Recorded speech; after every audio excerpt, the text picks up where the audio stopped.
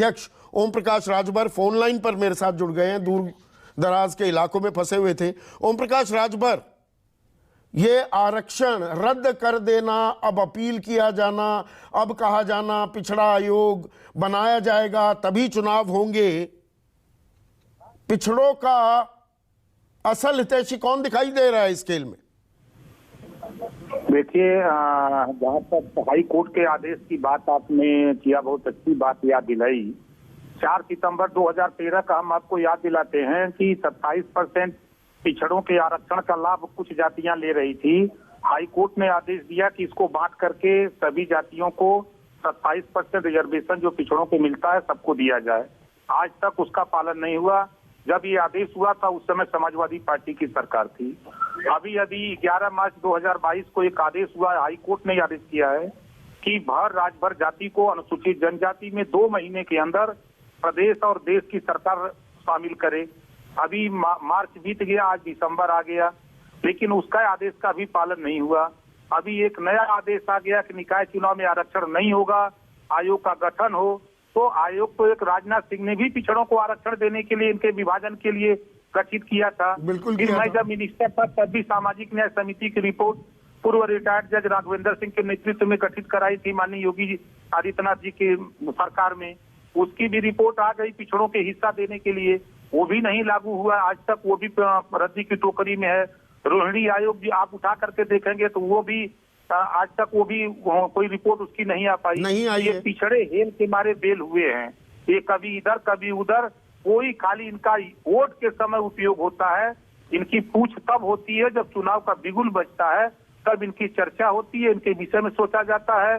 इनको शिक्षा, स्वास्थ्य, रोजगार, नौकरी, राजनीति में भागीदारी इनको कैसे मिले, इस पे चिंतन नहीं। सवाल आपने निकाय चुनाव की किया, आयोग गठन करने का, तो मैं भी कह रहा हूं कि जो हाई कोर्ट ने फैसला दिया है कि बिना आरक्षण का चुनाव ओम प्रकाश राजभर हाई कोर्ट के लूंगा सुप्रीम कोर्ट में। कल मैं इसकी नकल लूंगा, अपने वकील दूंगा, सुप्रीम कोर्ट में चुनौती दूंगा। नहीं, चुनौती तो आप देंगे ओम प्रकाश राजभर। आपने जो कहा ना कि भाई राजनीतिक बिसात पर पिछड़ों को मोहरा बनाकर इस्तेमाल किया जा रहा है, पर यहां पर पहला जवाब, क्या बीजेपी और योगी सरकार को नहीं देना होगा? ये ट्रिपल टेस्ट क्यों नहीं कराया? पिछड़े आयोग का गठन क्यों नहीं किया? ये नौबत कैसे आई? अब फंस गए तो सारी घोषणाएं हो गई। ये नौबत तो पिछली सरकारों ने पैदा किया। अगर ये कानून बन गया होता जब हाई कोर्ट ने आदेश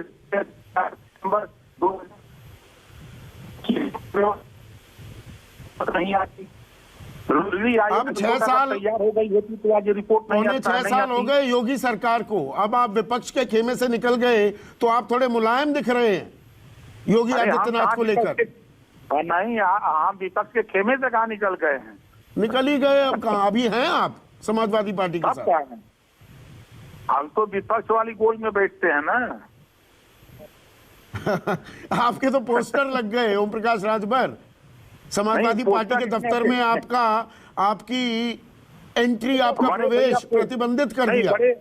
बड़े भैया, पोस्टर इतना पे लगा है कि आज राजभर को बैन किया जा रहा है, कल बिंद को किया जाएगा, कश्यप को किया जाएगा, पाल प्रजापति को किया जाएगा, नाई गोड़ को किया जाएगा, आरकर बंसी बंजारा बहेलिया। चूंकि ओम प्रकाश राजभर 38% जो अति पिछड़ा है उसके हिस्सेदारी की बात करता है।